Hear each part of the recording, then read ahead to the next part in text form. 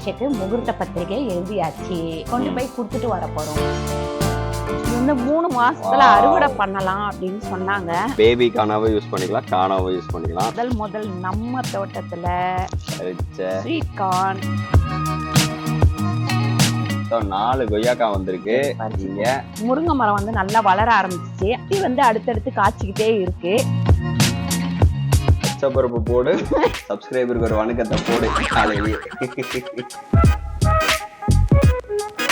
இன்னைக்கு என்னோட சம்மந்தி வராங்களே, அவங்களுக்கு ஃபர்ஸ்ட் அனுபவம். அவங்க கல்யாணம் பண்ணதுலதான். ஒவ்வொரு விஷயத்தையும் உங்களுக்கு தெரியல அப்படின்னா நான் கண்டிப்பா சொல்றேன். அதுக்கப்புறம் இந்த மாலை பத்தி நிறைய பேர் கேட்டுட்டே இருந்தீங்க. பொங்கல், சாம்பார், சட்னி. உங்க சமையலோட ருசியை கூட்ட அம்மா சமையலோட மசாலா வாங்கி சமைச்சு பாருங்க. அதோட சுவையே தனியா இருக்கும். நம்மளோட வெப்சைட் லிங்க் வந்து கீழே கொடுக்குறேன். வெப்சைட்ல நீங்க ஆர்டர் போட்டுக்கலாம். நம்ம கிட்ட மசாலா, வத்தல், வடகம், ஊறுகாய், முறுக்கு மாவு, அதிர்ச மாவு, சீடை மாவு, இந்த மாதிரி எல்லா வகையான மாவு வகைகளும் நம்ம கிட்ட கிடைக்கும். வணக்கம், நான் உங்கள் அம்மா சமையல் மீனாட்சி. வணக்கம். இன்னைக்கு நம்ம என்ன பார்க்க போறோம்னு பாத்தீங்கன்னா, காலையில ஒரு விளாக் தான். ஆனா மாடியை வந்து ரொம்ப நாள் காட்டலன்னு சொல்லிட்டு நிறைய பேர் அம்மா வீட்டு சமையல்ல ஏமா வீடியோ போடல அப்படின்னு கேட்டுக்கிட்டே இருக்கிறீங்க. நாங்க வந்து காலையில வேலை செய்யணும்னு யோசிக்கிறோம். டக்குன்னு பாத்தீங்கன்னா மழை வந்துருது. அதனாலதான்.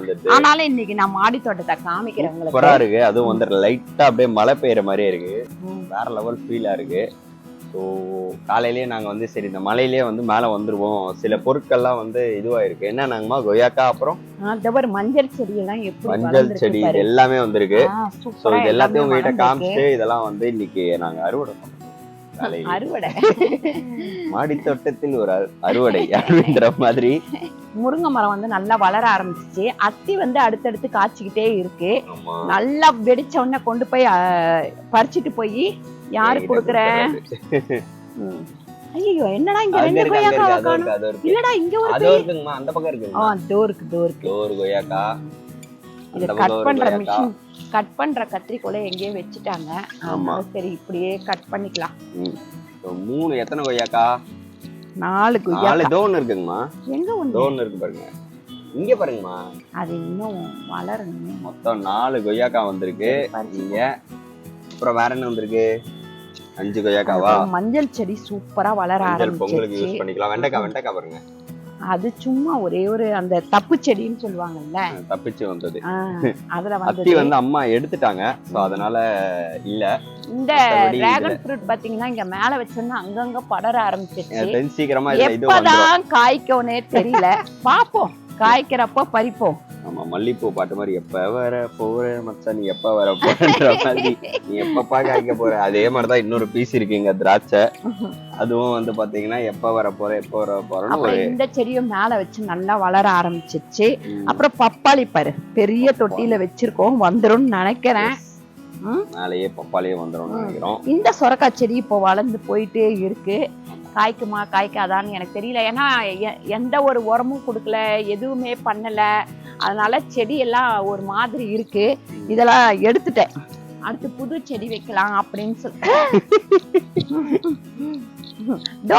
திராட்சை நல்லா வளர வளருது. ஆனா திராட்சை மட்டும் வளரல, செடி அது தெரியல எப்போ வளரும்னு சொல்லிட்டு. இங்க வந்து சில இதுவெல்லாம் இருக்கு. என்னது, அவரைக்காய், மந்தார, அதுக்கப்புறம் இந்த பூ கொக்கு மந்தாரையா? இல்ல, கொக்கு மந்தாரையும் இருக்கு, நார்மல் மந்தாரையும் இருக்கு, எல்லாமே இருக்கு. அதுக்கப்புறம் இங்க வந்து இந்த இது வெத்தலை கொடியா? வெத்தலை கொடி இல்ல, அந்த கிழங்கு என்னது, இல்ல உருளைக்கிழங்கு மாதிரியே இருக்கும். உருளைக்கிழங்கு, வெத்தலை வள்ளி கிழங்கு. அதான் சொன்னேன், வெத்தலை கிடையாது, அது வெத்தலை வள்ளி கிழங்கு. அப்புறம் இந்த கொடியும் நல்லா வளர ஆரம்பிச்சிருச்சு. இங்க வச்ச சின்ன டிராகன் ஃப்ரூட் வந்து வளர ஆரம்பிச்சிருச்சு. இது வந்து ஏதோ ஒரே ஒரு விதை போட்டது பீன்ஸ் காய்க்க ஆரம்பிச்சிருக்கு. சூப்பர். அப்படியே நம்ம கீழே போயிட்டு அந்த இது சோளத்தை கட் பண்றோம். என்னது இது? அதான் நான் சொன்னேனே, சம்பங்கி கொடி, சம்பங்கி கொடி, சம்பங்கி. ஆமா, ஓகே. இப்ப கீழே போவோம். ஆமா, மழை வந்தாலே இந்த படிக்கட்டு இறங்க எனக்கே பயமா இருக்கும். ரொம்ப ரிஸ்கியான படிக்கட்டு இது. அப்பா ஒழுக்க போகுது. அதுக்கப்புறம் இது வந்து 3 மாசத்துல அறுவடை பண்ணலாம் அப்படின்னு சொன்னாங்க. பேபிக்கானாவும் யூஸ் பண்ணிக்கலாம், கானாவும் யூஸ் பண்ணிக்கலாம். ஆனா இது வளர்ந்துச்சா என்னன்னு எப்படி கண்டுபிடிக்கிறதுன்னு தெரியல எனக்கு. இவ்வளவு பெருசா வளர்ந்துச்சு, அதுவே போதும். எடுத்துருங்க. எத்தனைவா? எடுத்துருங்க. சரி, இது வெயிட் பண்ணி இதை வச்சு எதாவது பண்றோம். ஏன் வந்து நம்ம வீட்டுல வந்து இந்தாங்கம்மா இது கத்தால, ரெண்டாவது கத்தாலையா? ரெண்டு பூ பூத்திருக்கு. 2 பூ பூத்திருக்கு. ஆமா, செடியெல்லாம் வந்து கட் பண்ணி கொஞ்சம் நல்லா பண்ணணும். நமக்கு வந்து சுத்தமா நேரம் இல்லாதது. காஞ்ச மிளகாய் எடுத்துறீங்களா? காஞ்ச மிளகாய் இப்ப வெயில் காயும் போது எடுக்கலாம். இப்ப எடுத்தா வேஸ்டா போயிடும். இது நீங்க எடுத்துருங்க. எடுத்துறவா? எடுத்துருங்க, பரவாயில்ல. அதான் நிறைய செடி இருக்குல்ல, வளரலன்னா பாத்துக்கலாம். நமக்கு தெரியும்ல, ஸோ டெஸ்ட் பண்ணி பார்த்துடலாம். இது வளர்ந்துருக்கு, இது வளரலன்னு. முதல் நம்ம தோட்டத்துல ஸ்வீட் கார்ன் பயிரிட்டு. ஆமாப்பா, முத்திருச்சு. ரொம்ப முத்திருச்சு. எனக்கு தெரிஞ்சு இன்னும் கொஞ்ச நாளைக்கு ஆனா நல்லா இருக்கும். சரி, அப்ப அதை வச்சு நீங்க அடுத்த செடியிலேயே இருக்கு. இங்கேயும் இருக்கு. அதுக்கப்புறம் பாத்தீங்கன்னா இங்க இருக்கு, அங்கேயும் இருக்கு. உங்களுக்கு நிறைய இடத்துல இருக்கு. அதனால ரோஸ் செடி எல்லாம் கொஞ்சம் அப்படி இப்படிமா இருக்கு. சேஞ்ச் ரோஸ் இப்பதான் வந்து மொட்டு வச்சிருக்கு. சேஞ்ச் ரோஸ் பூத்த உடனே நான் காமிக்கிறேன். அப்புறம் கத்திரிக்காய் இப்பதான் காய்க்க ஆரம்பிச்சிருக்கு.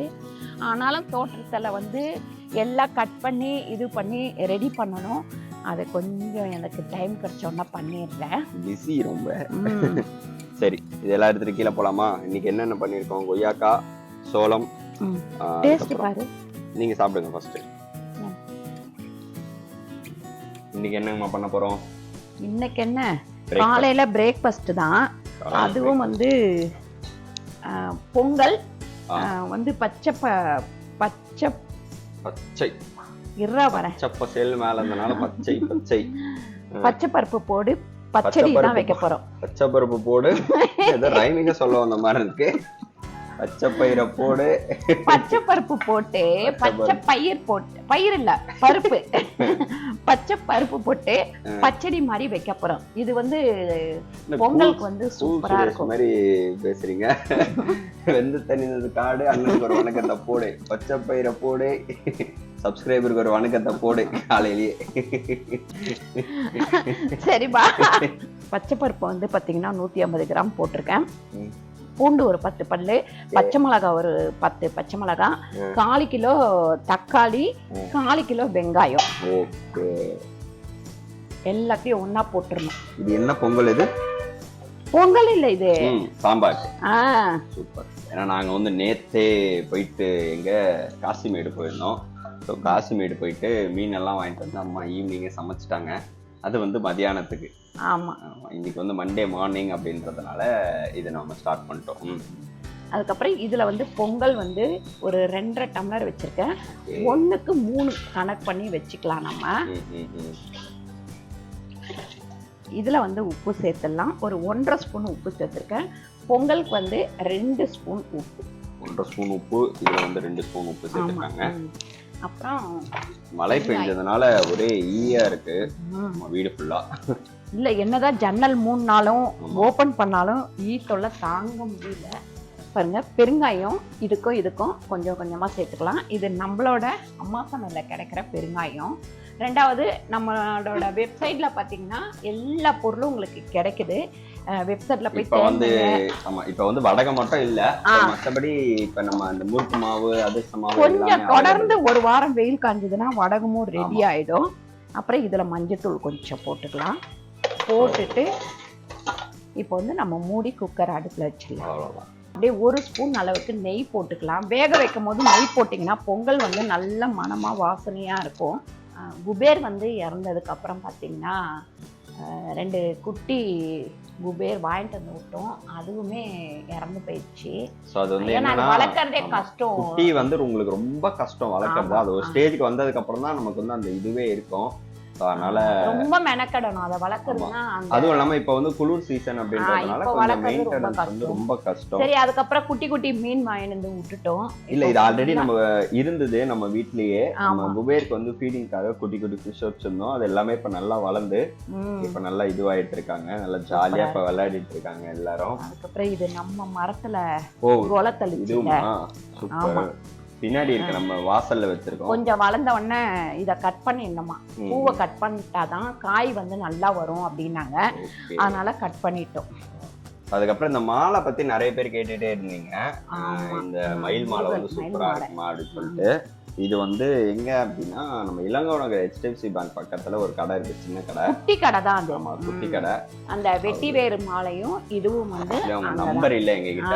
நீங்க அந்த பக்கம் எங்கயாவது போனீங்கன்னா நீங்க வாங்கிக்கோங்க. நிறைய பேர் கேட்டுட்டு இருந்தாங்க, அந்த மாலை எங்கம்மா வாங்குனீங்க, மாலை எங்க வாங்குனீங்க. ஆமா, அது நம்ம வீட்டுக்கே கூட யாராவது வந்தா ரொம்ப அழகா இருக்குன்னு சொல்லுவாங்க அப்படின்னு சொல்லுவாங்க. காலையில இருந்து கோயிலுக்கு எல்லாம் போயிட்டு வந்தாச்சு, காஃபி குடிக்கல. நான் குடிச்சிட்டேன், ரமேஷ் இருந்தாலும் நான் கொஞ்சோண்டு குடிப்பேன். எங்களுக்கு வந்து காலையில அந்த காஃபி குடிக்கல அப்படின்னா வந்து அந்த வேலையே ஓடாது. நேத்து ஒரு நாள் எப்படியோ காஃபி குடிக்காம இது பண்ணிட்டோம், முந்தானே காஃபி குடிக்காம எங்கேயோ போயிட்டோம், தலைவலி. நீங்களாம் யாரெல்லாம் வந்து காலையில எழுந்தோம்னா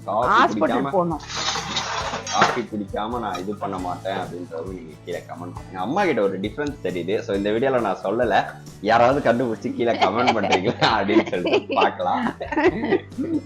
அவங்களாடா கண்டுபிடிக்க மாட்டாங்க, டக்குன்னு கண்டுபிடிச்சு சொல்லிடுவாங்க.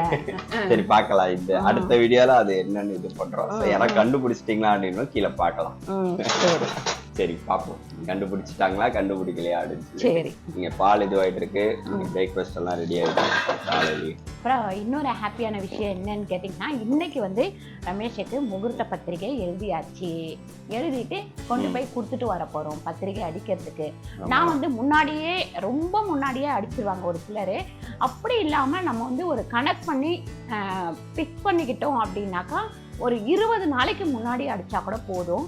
10 நாள் தொடர்ந்து நம்ம வந்து அந்த பத்திரிகை வைக்கிற வேலையெல்லாம் நம்ம பார்த்துடலாம். அதுக்கப்புறமா சின்ன சின்ன வேலையெல்லாம் நான் முன்னாடியே முடிச்சிட்டேன்.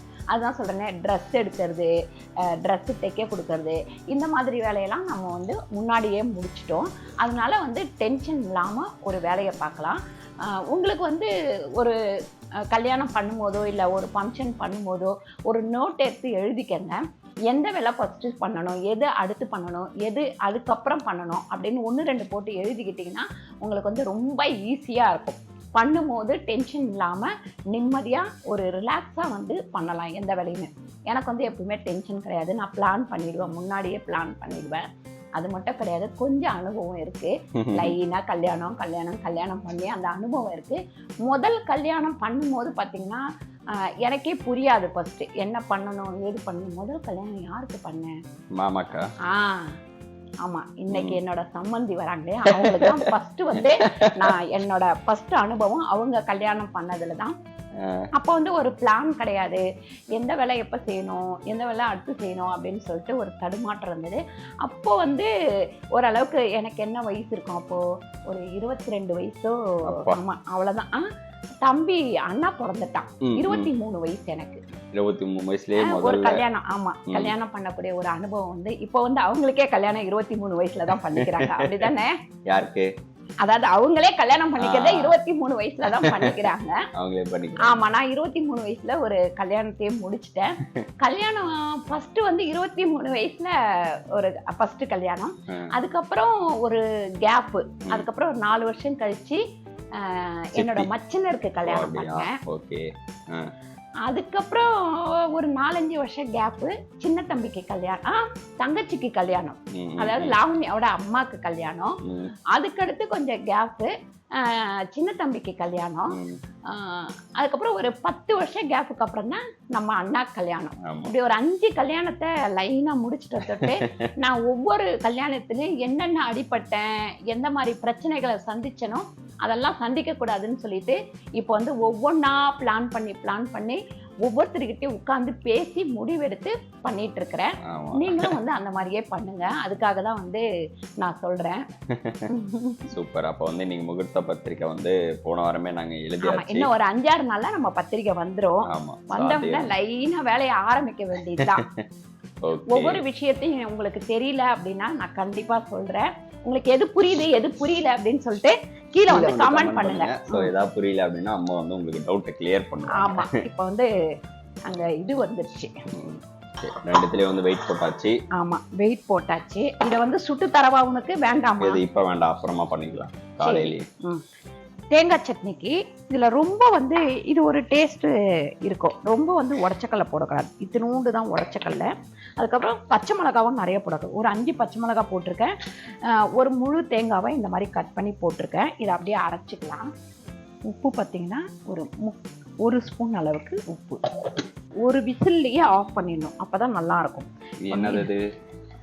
பாசிப்பருப்பு, பச்சைப்பருப்பு சாம்பார். நீங்கள் வந்து ஒயிட் சட்னி, பேர் வந்து ஒயிட் சட்னி. வந்து ஹோட்டலில் வைக்கிற மாதிரி நல்லா ஒயிட்டாக இருக்குது. கேமராவில் கொஞ்சம் கம்மியாக தெரியுதுன்னு நினைக்கிறேன். பால் கூட விட்டு அரைச்சிக்கலாம், நல்லா இருக்கும் டேஸ்ட் வந்து. இதுல சட்னியில் அப்புறம் அது பால் சட்னி ஆயிடுமா?